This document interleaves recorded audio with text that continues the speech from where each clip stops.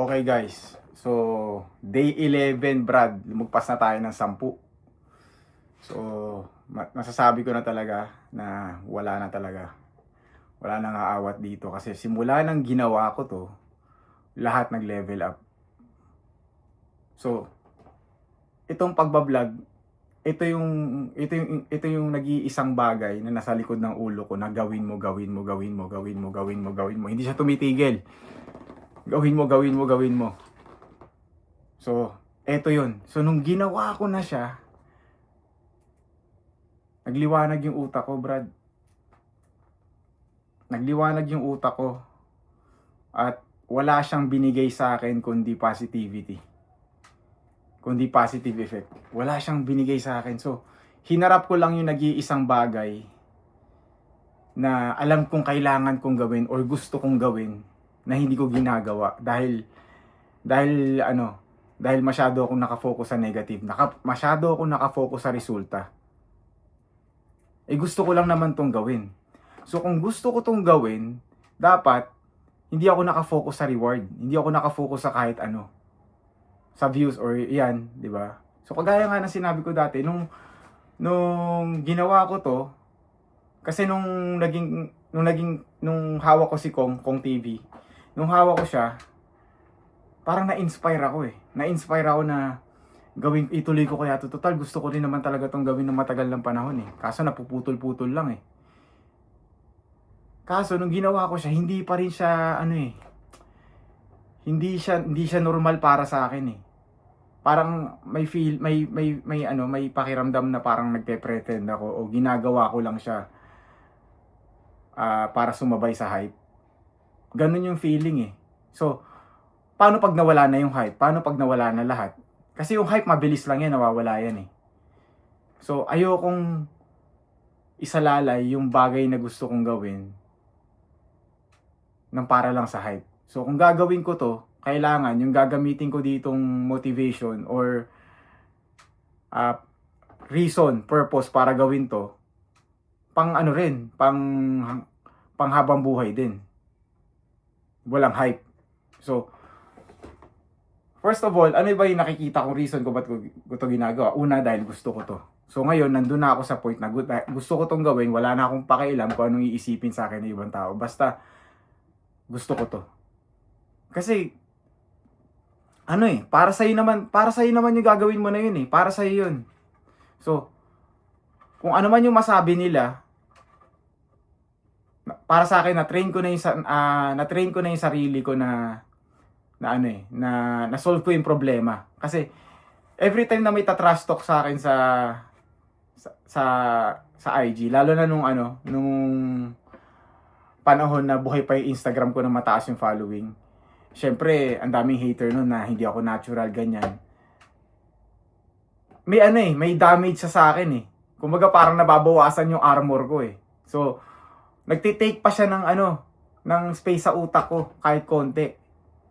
'Di ba? So, ang sabi ko, hindi pwedeng ganito. Kung gagawin ko tong social media shit na to at ilalabas ko yung sarili ko dito, hindi pwedeng ganito ako na every time na may magsasabi sa akin ng kabubuhan o negative or kalokohan or kritisismo. Kasi sa totoo lang guys, ito rin naalis ko sa sarili ko. So pag criticize mo ako, hindi sumasama yung loob ko. Pag kino-all out mo ako dahil may ginawa akong mali, pakikinggan kita, wala na. Kung may nakita kang mali sa akin, may sinabi sa akin na sinabihan ako na mayabang ako. Mayabang kasi yan eh. So, titignan ko muna kung sino yung nagsabi ng mayabang ako. Kung malayo ka sa akin, kung hindi kita kilala, hindi ko alam yung hindi kita kilala, kilala lang kita sa pangalan, kilala lang kita sa kung saan man, pero hindi kita kaibigan talaga, at sinabi mong mayabang ako, hindi valid yun. Diba? So, most of the time, hindi naman valid lahat ng sinasabi ng mga tao sa'yo eh. Pag ang nagsabi niyan sa'yo, asawa mo, makinig ka kasi asawa mo yun. So, ibig sabihin, nakita niya talaga sa'yo na nagiging ganito ka. Nagiging mayabang ka. Diba? Pero yung mga ganun tao, nayayabangan sila sa'yo, okay lang yun. Kasi wala naman silang bilang eh. So may ano lang, may bilang lang yung mga tao na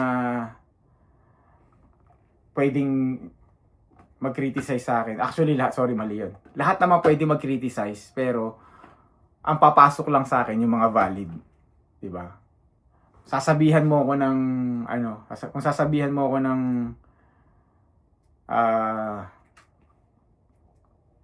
ano ba? Kung sasabihan mo ako ng wala ka nang ginawa, puro exercise ka, malaki katawan mo, pero bobo ka. Kasi uso yung ganun eh. Pag nakita nila batak ka tapos maganda yung ginagawa mo, healthy ka, hahanap talaga sila ng gagawa sila ng storya sa utak. Gagawa sila ng storya na tingin ko bobo yan kasi batak eh. Gagawa sila para i-downplay yung success mo, 'di ba? Pero masasabi ko na it doesn't mean na masama silang tao, yung mga ganung tao. Tingin ko unaware lang sila eh. Unaware lang sila na sa ginagawa nila eh.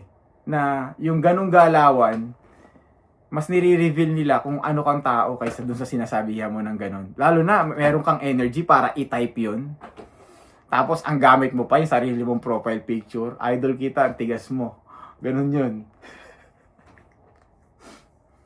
So, yun nga, yung mga tao na, yung mga ganong klase ng tao, hindi ko masasabing masama sila. Tingin ko, kailangan lang nilang mas maging self-aware. Kasi yun talaga yun eh. Tingin ko pag napanood nyo to at napakinggan nyo yung explanation ko na yung magigets nyo. Alam nyo ba't alam ko? Kasi nanggaling ako dyan, ganun din ako. So, nung na-realize ko na ba't ganito ako mag-isip, sabi ko, tangina, hindi naman to gawain ng maayos na tao ah. Isipin mo, naging success yung naka-experience ng success yung tao. Nakuha niya yung goal niya, ganda ng katawan niya. 'Di ba? Ganda ng katawan niya, batak siya, healthy siya, mayaman siya. Tapos ang sasabihin, ang hahanapan mo ng issue is baka bobo yan o baka ganito yan. Nag-a-assume ka, o bobo naman yan eh. Oo nga, malaki nga katawan, bobo naman. Ito pa yung pinaka nakakatawa, okay? Ito yung pinakaputang inang pag naririnig ko talagang napapahawak ako sa ulo ko. So dati, nung mataas pa nga yung following ko sa IG, syempre popost ako ng mga batak ako, yung mga aesthetic post, di ba?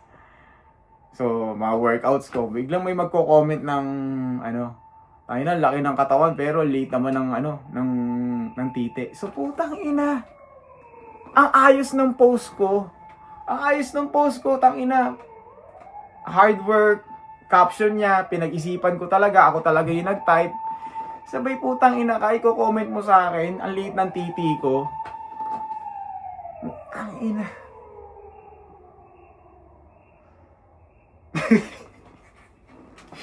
Mindfuck talaga yon. Sabi ko, putang ina, ba't may mga ganitong tao? Sabi ko, kupal din naman ako, pero hindi ako ganito, putang ina. Ibang level naman yun. Sabi ko, tangina, ibang level ng kakupalan yun. Ay, nako. Kita mo mas may time silang mag-type ng negative na bagay kaysa sa positive. No wonder kaya walang positive na nangyayari sa buhay mo kasi puro negative yung laman ng utak mo. 'Di ba? Mas madali para sa yung magsabi ng negative na bagay sa isang tao. Bobo 'yan, maliit titi niyan. 'Di ba? So, yung mga ganun, mas madali sa iyo kaysa sabihin yung positive na bagay na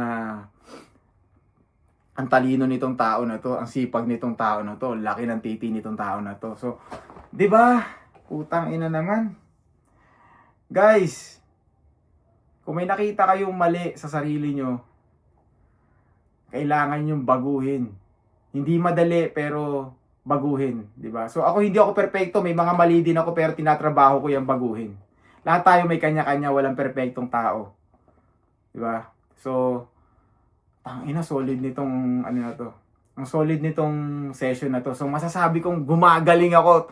masasabi nyo rin na gumagaling ako. Isipin nyo, day 1, panoorin nyo yung day 1 ko. Kasi tignan nyo kung paano na ako gumalaw ngayon, paano na ako magsalita. Gumagaling ako. 10 days, gumagaling tayo guys. So, ina nyo, mag-gym na ako.